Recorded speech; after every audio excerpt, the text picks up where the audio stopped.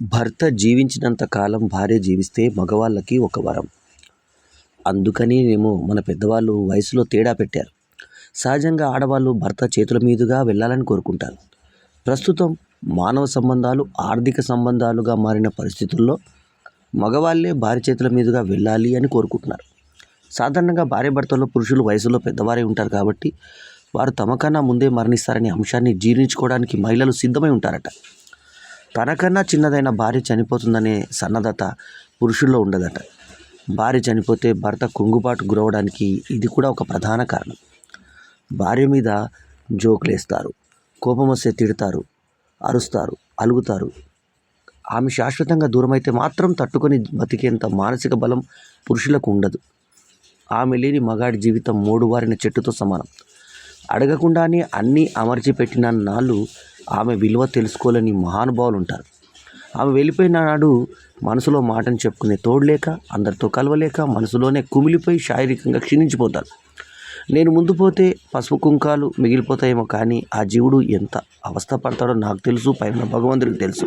దేవుడా, ఈ మనిషిని తీసుకెళ్ళు, ఆ తర్వాత నా సంగతి చూడని రోజు దండం పెట్టుకునేదాన్ని. మొగుడి చావు కోరుకునే వారు ఉంటారా? ఉండరు. నాకు మీ మావయ్య అంటే చచ్చేంత ఇష్టం రా. ఆయన మాట చెల్లకపోయినా, కోరిక తీరకపోయినా నా ప్రాణం కొట్టుకుపోయేది.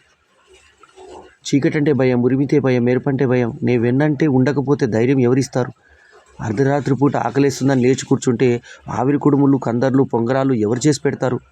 ప్రముఖ రచయిత శ్రీరమణ రాసిన నటుడు ప్రయుక్త శ్రీ తనికెళ్ల భరణి తీసిన మిథునంలో భర్త మరణం గురించి బుచ్చిలక్ష్మి పాత్ర ఆవేదన ఇది. నటుడు రంగనాథ్ గుర్తున్నాడా? భార్యతో అపూర్వమైన అనుబంధం ఆయనది. మేడ మీద నుంచి పడటంతో నడుం విరిగి ఆవిడ మంచాన పడితే 14 ఏళ్ల పాటు ఆమెకు సేవలు చేశారు ఆయన. తాను ఎంతగానో ప్రేమించిన భార్య శాశ్వతంగా దూరం అవడాన్ని తట్టుకోలేక కుంగుబాటుకు గురై 2015లో ఉరివేసుకొని చనిపోయాడు. ప్రముఖ చిత్రకారుడు బాపు సైతం ఆయన భార్య చనిపోతే తట్టుకోలేక ఆయన ఎంతో బాధపడి ఏడాదిన్నరలోనే తుదిశ్వాస విడిచారు. సాధారణంగా భార్య అంటే చాలామందికి చులకన భావం ఉంటుంది. భార్య తన మీద ఆధారపడి ఉందని, తాను తప్ప ఆమెకు దిక్కు లేదని చాలామంది పురుషులు అనుకుంటారు. కానీ వాస్తవంలో అందుకు విరుద్ధంగా జరుగుతుంది. చాలామంది పురుషులు తమకు తెలియకుండానే భార్యపై మానసికంగా ఆధారపడిపోతారు. భార్యను కోల్పోయినప్పుడు ఆ లోటు వారికి బాగా తెలుస్తుంది. వారి జీవితం గందరగోళంలో పడిపోతుంది.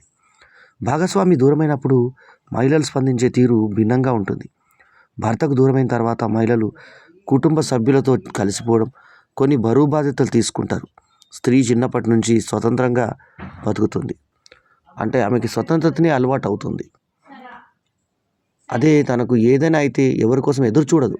తనకు తానే మందులు వేసుకుంటుంది. ఓపిక లేకపోయినా లేచి పనులు చేసుకోవడానికి ప్రయత్నిస్తుంది. ఆ మనోబలమే భర్త లేకపోయినా ధైర్యంగా బతకడానికి ఉపయోగపడుతుంది. భావోద్వేగ బలం ఆమెదే. పురుషుడు శారీరకంగా బలంగా ఉంటే స్త్రీ భావోద్వేగాల పరంగా బలంగా ఉంటుంది. పురుషుడు శారీరకంగా బలంగా ఉంటే స్త్రీ భావోద్వేగాల పరంగా బలంగా ఉంటుంది. సామాజిక బాధ్యతలు భర్త తీసుకుంటే భార్య కుటుంబ బాధ్యత మోస్తుంది. ఒక విధంగా చెప్పాలంటే ఇంట్లో ఆమె రిమోట్ కంట్రోల్. ఎక్కడ ఏది నొక్కాలో ఆమెకే తెలుసు. ఎంతటి భావోద్వేగాన్నైనా భరిస్తుంది. పిల్లలే సర్వస్వంగా బతుకుతుంది. అందుకే భర్త తను చాలించిన పిల్లల కోసం తను కష్టపడుతుంది. స్త్రీ మగాడికి సర్వస్వం. ఎత్ర నార్యంతు పూజ్యంతే రమంతే తత్ర దేవత. ప్రతి భర్తకు భార్య దేవత స్వరూపం. మీ ఆల్రౌండర్ స్టార్ బల్లెం వేణుమాధవ్. ఈ వీడియో కనుక మీకు నచ్చితే లైక్ చేయండి, కామెంట్ చేయండి, షేర్ చేయండి. మా ఛానల్కు తప్పకుండా సబ్స్క్రైబ్ చేయండి. జై హింద్. జై హింద్. Subscribe to Ballem Venumadhav channel.